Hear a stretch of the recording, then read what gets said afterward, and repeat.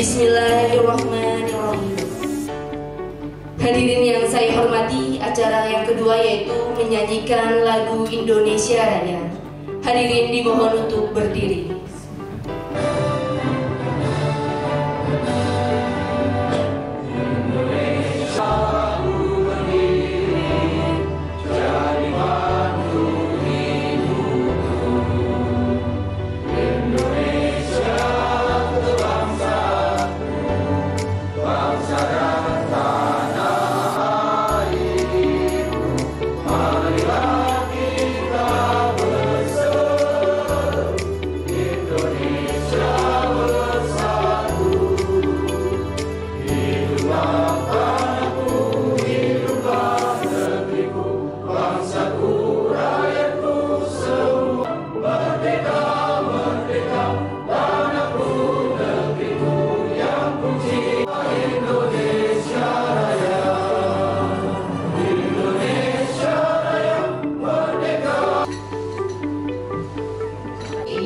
Dari Universitas Gadjah Mada dan tamu undangan yang berbahagia, akselerasi pengembangan kurikulum dan pembelajaran pendidikan tinggi mendukung kampus Merdeka Mandiri Program Studi Teknik Sipil Universitas Pancasila.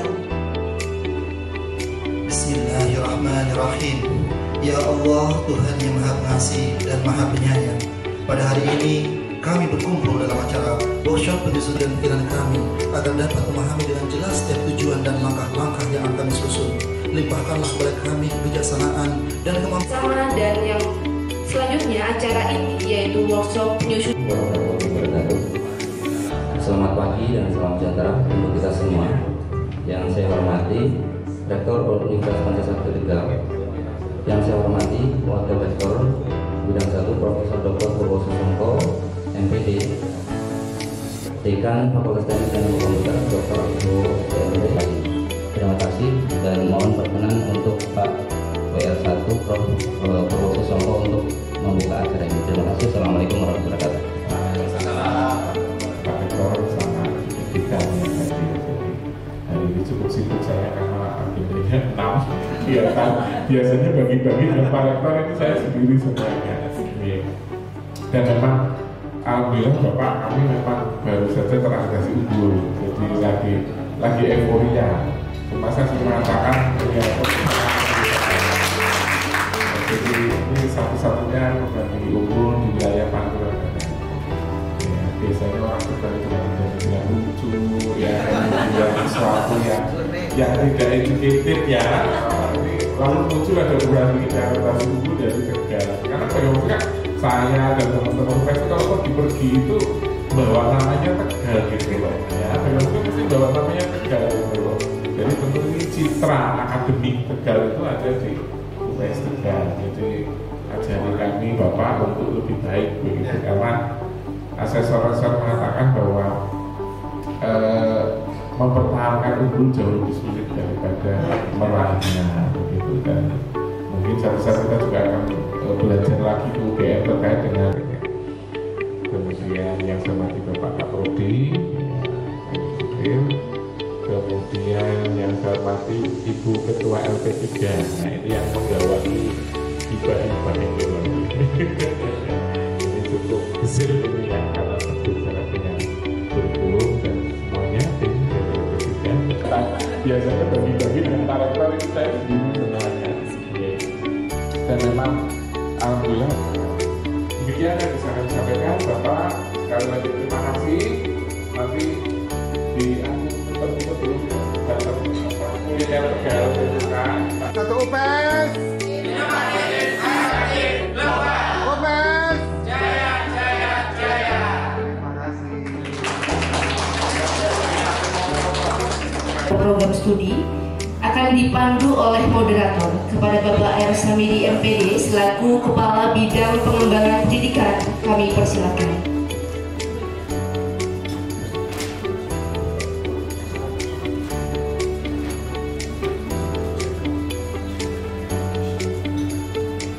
Bismillahirrahmanirrahim. Assalamualaikum warahmatullahi wabarakatuh. Yang sama-sama kami hormati Bapak Insinyur Ali Awaludin STMM, PhD. Selamat datang Pak Ali. Ini sepertinya beliau sebentar lagi jadi prof, mungkin luar biasa di belakang. Kalau beliau banyak sekali.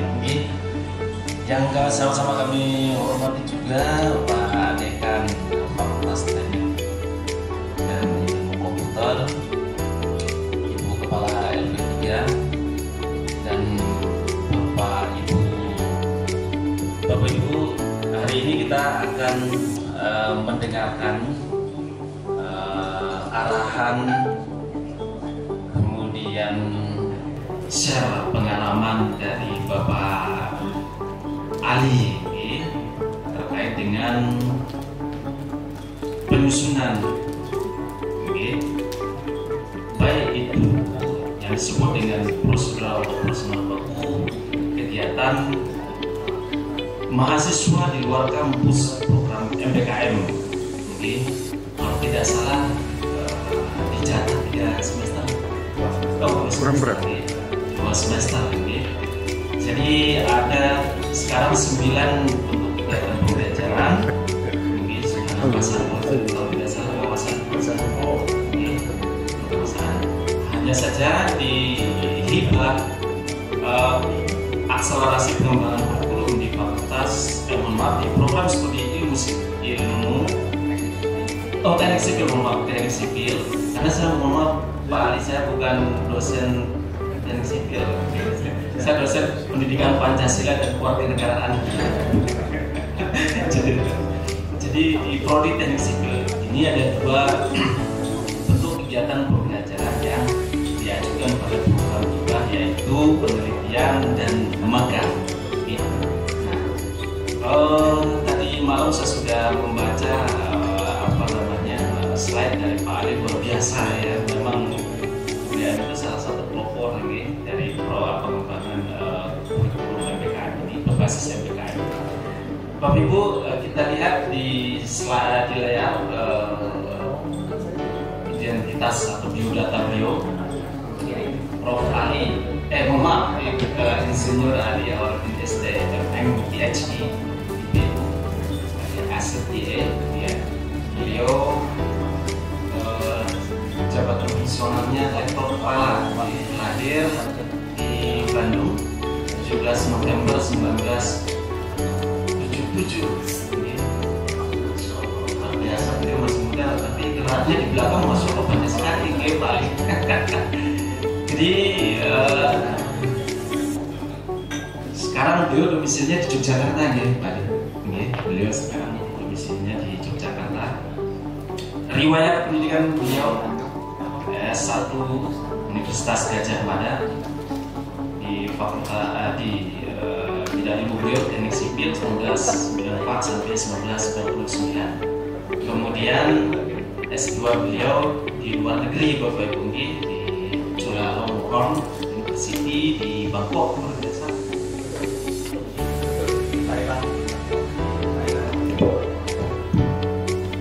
tahun 2005, dan S3 beliau di Hokkaido University di Jepang di tahun 2005 sampai 2008. Pengalaman penelitian beliau selama 5 tahun terakhir ini luar biasa sekali.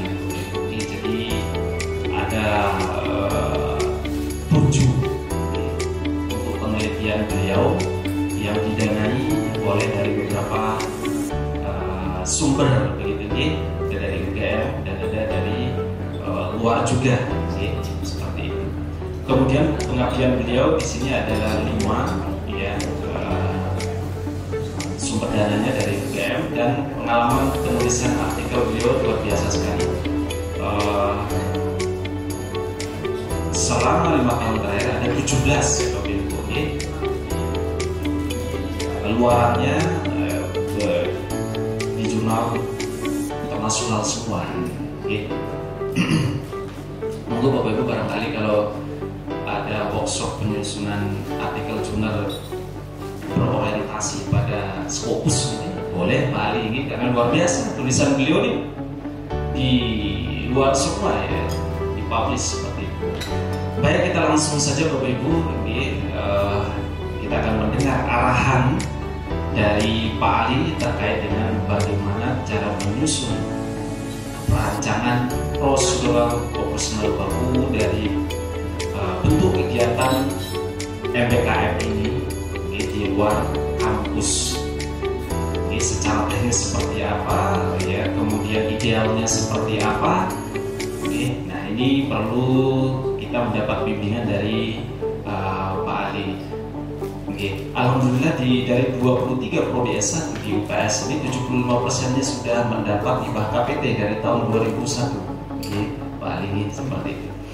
Baik, kita langsung saja mendengar arahan dari Pak Ali terkait dengan tema kita pada hari ini. Kepada beliau kami persilakan. Baik, terima kasih. Selamat pagi. Assalamualaikum warahmatullahi wabarakatuh. Salam dan salam bahagia bagi semua. Yang pertama, kata terima kasih dari Bapak Ketua Direktur, Bapak Dekan, Bapak Prodi, kawan-kawan di sini yang akhirnya membuat saya pertama kali datang ke Tegal. Itu pertama kalinya. Biasa kalau lewat tol itu kan dari Jogja langsung Jakarta saja, paling berhenti di rest area gitu kan ya. Ini kita di UPS. Awalnya saya juga belum tahu singkatannya itu apa UPS itu karena aja jarang sekali ada kampus yang mungkin ya tahunya Jakarta, mungkin Surabaya gitu kan ya. UPS itu apa, saya browsing lah nama UPS itu di internet, ketemulah oh kampus ini, begitu saya juga baru mengetahuinya di beberapa hari lalu saat Pak Bim WA dan telepon saya 2 minggu lalu ya waktu itu ya, dan akhirnya bisa jumpa ke sini. Dan sebenarnya nanti bukan arahannya Bapak Ibu, lebih banyak saya sih apa yang terjadi dalam beberapa tahun terakhir terkait dengan MBKM ini dan yang kami jalani selaku orang yang ikut di dalam proses melaksanakannya. Sebenarnya kalau di program studinya dari Sipil UGM tahun 2000-an sampai 2010 kita sudah melaksanakan MBKM. Sudah, formatnya berbeda. Anak-anak kita di semester 7 dan 8 itu disuruh pilih. Satu grup mau berangkat ke luar negeri, semester 7-8 dihabiskan di luar negeri aja. TA-nya di sana, mau KP-nya di sana, silakan. Selesai dan dia dapat double degree. Dapat 2, ada yang diplom ing dan ada ST-nya gitu. Waktu itu ada yang skema kedua, yaitu full di industri 1 tahun, mau KP, mau TA, apapun sudah selesai, pulang sudah tinggal wisuda saja. Yang skema ketiga tetap di dalam kampus ikut perkuliahan semua. Waktu itu kan belum banyak kampus yang menyelenggarakan begitu, sehingga industrinya mampu menampung mahasiswa kita. Nah sekarang dipaksa semua, aku bayangkan dengan rasanya itu. Nah, Prof. Rizal datang kan menemani Pak Menteri di sana dan membawa semangat itu untuk diterapkan di banyak kampus. Ada beberapa skema, banyak skema begitu, sampai kita bingung skema ini tuh konsepnya apa, bagaimana juknisnya juga relatif belum ada juknisnya, itu kan belum banyak. Tapi jika saya mungkin menyampaikan ini karena beberapa waktu lalu saya 2015 sampai 2021 sebagai sekretaris Departemen Manajemen Sipil mengawal tim kurikulum yang relatif tim kurikulum itu tasknya dosen-dosen muda semua. Jadi sudah takdir dosen muda itu menyusun boran, menyusun kurikulum, yang seniornya ikut menanya bagaimana kompetensi kita di sipil dari lulusan ini ya ikut MBKM. Karena harus jawab oleh kita, tidak bisa didiamkan saja. Dan APK tidak perlu tahu harus lulus saja kan kurikulum nasional itu kan hak kami mengakurasi ada atau tidak gitu kan ya. Itu yang menarik. Satu waktu Bapak Ibu kami pernah bertemu dengan salah satu direktur Human Capitalnya PT Waskita Karya, namanya Pak Hajar, gitu ya Pak. Dia unik dan dia sekarang menjadi direktur Human Capitalnya di PT Wika. Kita ngobrol, Pak ini di tempat kami itu kan akan menurut, wah ini kendala yang memang krusial bisa dipecahkan begitu ya waktu itu. Yang kedua kami pernah dengan kawan prodi teknik sipil ITB. Waktu itu beruntung karena masalahnya masih online, masih COVID begitu. Jadi kami kirim ke ITB mahasiswa itu, dan juga sebaliknya ITB kirim ke UGM online semua. Ternyata apa? Masih di kampus ini memberi nilai juga ternyata dia. Jadi anaknya itu tidak memakai akhirnya itu. ITB ngasihnya pelit, UGM ngasihnya pelit. Wah ini memang dosennya perlu kita beritahu. Terjadi akhirnya hanya sekali jalan lagi. Wah ini akhirnya apa yang kami lakukan adalah magang di praktek kerja ini. Dan mungkin inilah yang mau kami sharekan pengalamannya. Bagaimana menyusun prosedurnya sampai lalu nanti kita evaluasi bersama-sama. Mungkin itu, karena yang lainnya saya kira di tempat lain ini kami juga mau kawan-kawan di UI. Mungkin kalau tadi Pak Win juga mungkin tempat di UI lebih banyak ke student center learning, jadi student yang mendevelop project sendiri seperti apa. Nanti mungkin next lain kawan dari yang besar dia lebih ayamnya apakah sudah merespon dan sudah dibantu. Mungkin saya tanya ada yang mengambil, ada yang tidak, namun semester 5 sudah dipastikan guru-guru kita tidak ada lagi yang memberikan tugas besar atau praktikum atau praktik studi tidak boleh. Kurikulumnya yang diubah. Dulunya kita ada mata kuliah yang sifatnya praktikum atau seperti apa, capture design, perencanaan bangunan atau masuk IAB juga. Di situ dia harus mengcombine keilmuan teknik sipil minimal 3 KBK. Kelompok bidang kalian di proses studio bisa menjadi satu. Ya, kita. Nah, kalau untuk ada yang kan pasti harus mengambil, dia harus mengambil tugas akhir yang itu combine dari 3 KBK tersebut sebagai capture design. Jadi anak-anak kami itu sekarang ada yang tugas akhir itu dengan 2 model. Yang satu model satu bidang KBK-nya dia. Yang satu modelnya harus kombinasi 3 KBK. Wah ini pusing dosennya juga, bagaimana mengkombinasikan ini? Karena itu capture design-nya. Jadi ini anak struktur, sedikit-sedikit ngomong-ngomong geoteknik begitu, sedikit-sedikit ngomongin manajemen konstruksi. Oh ini main 3 KBK. Jadi dosennya pusing cara ngarahkannya supaya capture itu terpenuhi. Jadi contoh saya bikin gedung, jadi gedung itu kan ada di bawah tanah.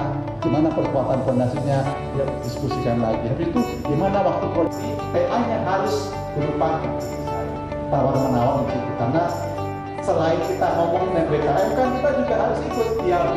Apa katanya IAB tadi? Jadi prodi itulah yang lalu menjadi kesulitan di dalam manajemen itu semua. Tapi rasanya bisa belajar bersama.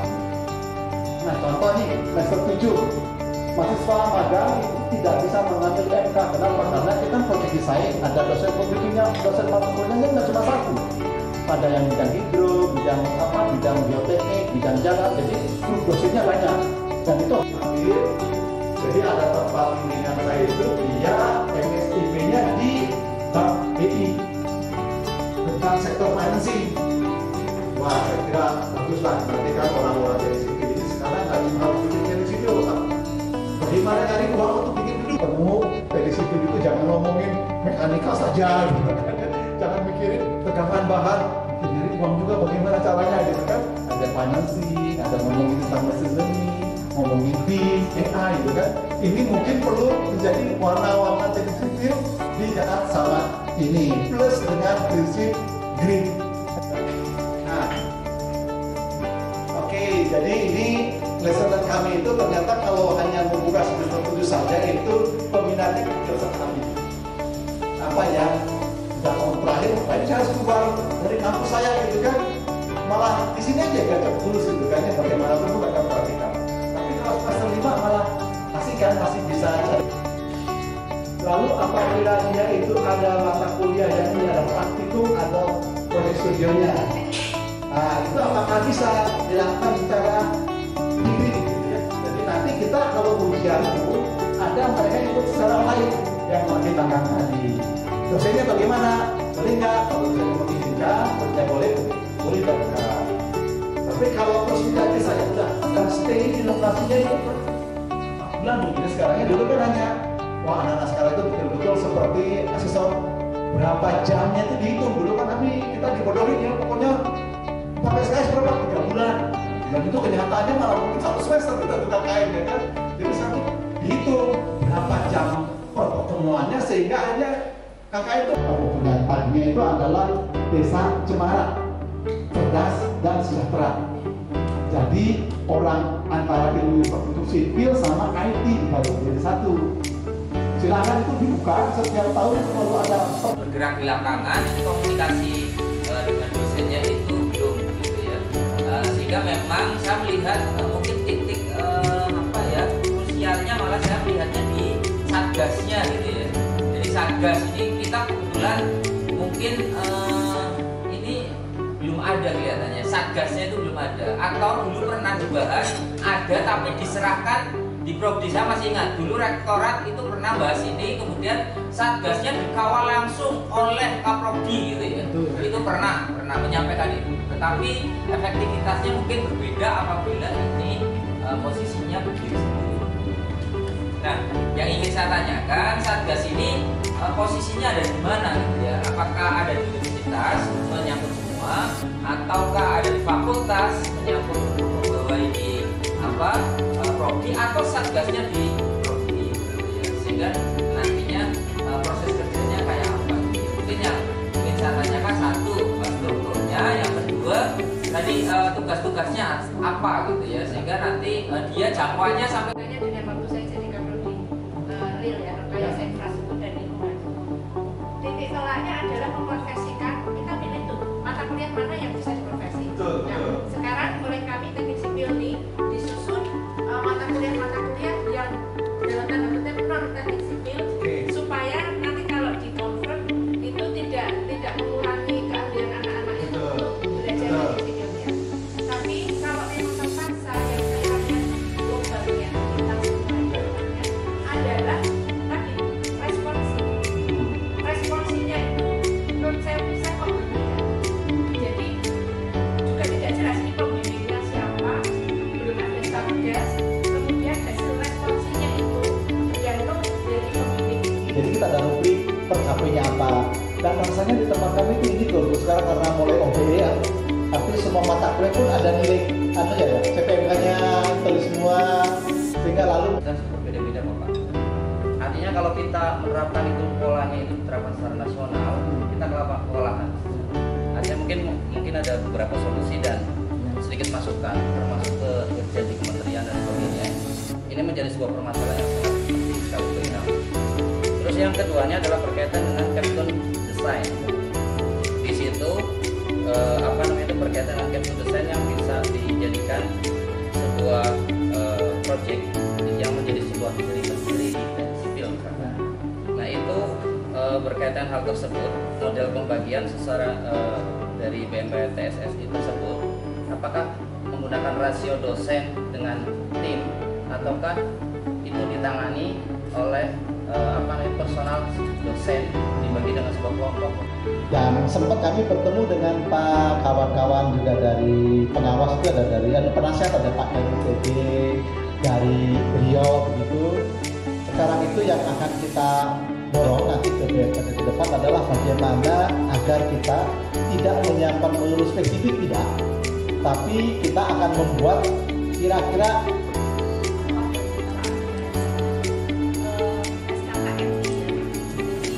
kompetensi apa yang mahasiswa harus capai di magang yang kemudian relevansinya dengan RPS yang ini sudah ada di mata kuliah di sana kampus. Jadi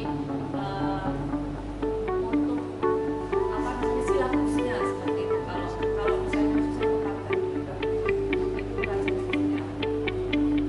baik Bu Noris, ini kalau boleh saya sampaikan, peran sentralnya ada di dosen pembimbing, di mana proyeknya apa, siapa mentormu di sana. Kamu mau mengambil mata kuliah itu apa? Yuk kita obrolkan. Untuk ngambil ini kamu bisa ini. Jadi kita desainkan bersama-sama di radio. Oh kamu harus begini. Nanti tanya, di lapangan bisa tidak? Jadi itu semua pesan atau paling penting siapa dosen pembimbingnya harus mengetahui. Kan kita sudah tahu ya, kita kan sudah punya buku kurikulum kita punya mata kuliah apa yang kita ingin dapatkan semua. Itu memang di awal harus mata kuliah dari sipil tadi yang saya bilang dia diresponsif, ngomongnya tentang apa dia magang di perpustakaan nasional masih ada akademiknya ya, kalau sama sekali nggak nyambung dengan teknik sipil. Misalnya di magang di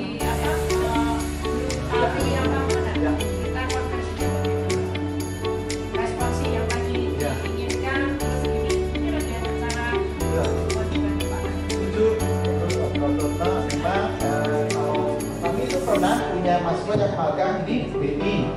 Ada juga yang magang standar kompetensinya apa, caranya mungkin menguji juga mungkin beda gitu kan ya. Ya itu dulu masukkan gunung itu dulu.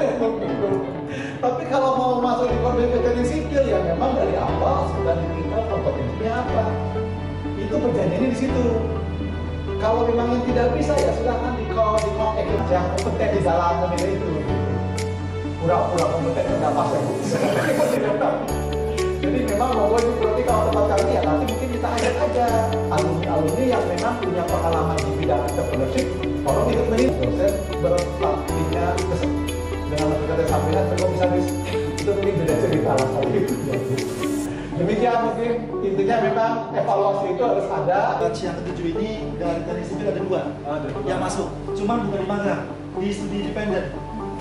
Ya, jadi studi independen itu tetap di Tegal, pakainya online semua. Dan kembali lagi, saya sudah nyatakan kepada kedua mahasiswa yang berhak mengkonversi adalah Kaprodi. Kita tidak bisa menuntut harus 20 SKS semuanya. Jadi otomatis sebenarnya prodi itu tahu ini mahasiswa kegiatannya apa. Kalau memang tidak sesuai, sebaiknya tidak diberikan rekomendasi saja seperti itu. Karena BK ini harus tidak memaksa. Ya, karena saya juga. Iya, betul. Sering dipegani, terus kamu sipil aja gitu kan. Semua atau mungkin bagaimana, itu tidak boleh katanya itu. Ini harus siap dengan tempat yang luas tadi. Jadi memang itu untuk jadi pelaksana kita untuk bisa. Tapi tidak pura-pura drama ya, tidak pura-pura drama. Pura-pura aktor. Kita memang jadi apa ya? Apa ya? Belum bisa melihat sukses tidaknya kan itu belum signifikan menurut saya. Berjalan tapi berapa signifikannya kan belum tahu. Tidak, memang di situ kita perlu mengawal lah prodi. Karena dia kan prodi yang akan mengambil mata kuliah yang ada di fakultas saya tidak punya. Nah, nanti yang bayar larinya kemana? Bingung saya sebenarnya. Level ujian sudah ternyata tidak mudah. Selama ini kalau kita kirim di ITB itu, habis itu nanti ke fakultas lain. Jadi di UGM itu idealnya si anak itu lengkap. Dapat ilmu ekonominya, ilmu mungkin hutanannya, ilmu sosialnya. Tetapi tidak banyak yang mau meramu seperti itu. Ya, walaupun dalam satu kampus, kecuali mungkin anaknya memang iseng ingin cari teman sekalian jadi teman beda fakultas. Kontrol kegiatan dari PPKN salah satunya ya tadi namanya saya tuh fakultas teknik biasanya magang di sangat aktif banget ya fakultas teknik kami. Baik Bapak Ibu, ada lagi yang ingin tanya?